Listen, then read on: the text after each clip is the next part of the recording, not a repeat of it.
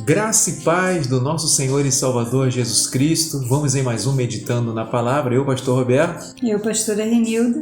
Glória a Deus. Juntos, vamos agora abrir a Palavra do Senhor no livro de Atos, capítulo 14, a partir do versículo 22, que diz: fortalecendo os discípulos e encorajando-os a permanecer na fé, dizendo: é necessário que passemos por muitas tribulações para entrarmos no reino de Deus.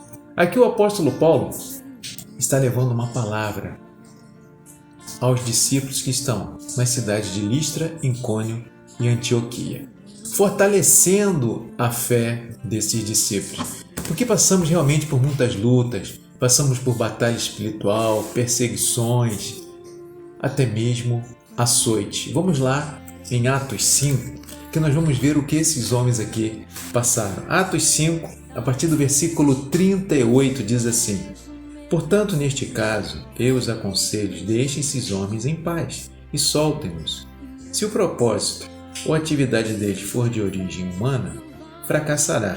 Se proceder de Deus, vocês não serão capazes de impedi-los, pois se acharão lutando contra Deus. Eles foram convencidos pelo discurso de Gamaliel.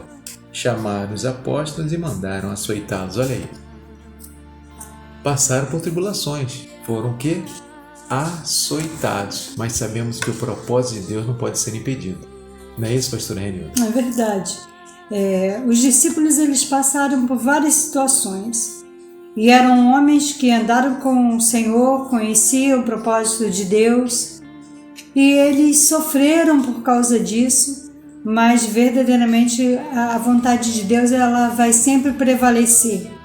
Por mais que caíssem em prisões, por mais que sofressem açoites, por mais que passassem por dificuldades, eles permaneciam na presença de Deus, fazendo a vontade de Deus, e assim a mão do Senhor estava com eles em todo momento.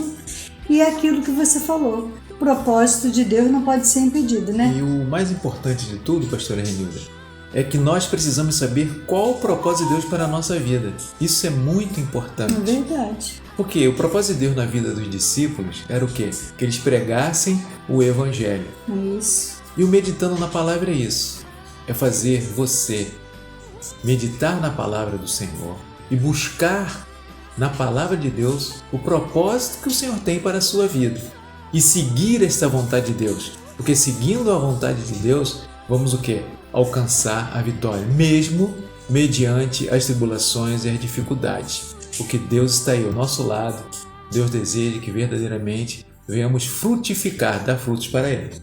É verdade. Às vezes a gente passa por algumas situações, né, dificuldades, a gente vê pessoas passando por lutas, aflições, sabe aquela coisa que a gente às vezes passa e que a gente fala, meu Deus, por que eu estou passando isso? Tem um propósito nisso aí. Você vai aprender, você vai ter a tua fé aumentada, você vai ter força, você vai se erguer, porque Deus é com você. O propósito de Deus é te fazer mais que vencedor. O propósito de Deus é fazer com que a palavra seja uma verdade na sua vida e ela cumpra o seu efeito na sua vida. A vitória de Deus. Isso mesmo. E o apóstolo Paulo está justamente o quê? Falando com eles aqui, ministrando o coração deles, encorajando-os ao quê? A permanecer firmes na fé, na presença do nosso Deus. Porque como Gamaliel falou, o propósito de Deus jamais será impedido. Se a coisa é humana, fracassará. Mas se for o propósito de Deus e seguimos a vontade de Deus, verdadeiramente vamos alcançar a vitória. Quando seguimos a nossa própria vontade humana, não alcançamos a vitória. Mas se seguimos a vontade de Deus, verdadeiramente a vitória é certa. Com certeza. Em nome do Senhor Jesus Cristo. É verdade. Que Deus abençoe a sua vida poderosamente, no nome do Senhor Jesus Cristo. E até o próximo Meditando na Palavra. Deus Fica abençoe. na paz. Fica na paz, em nome de Jesus.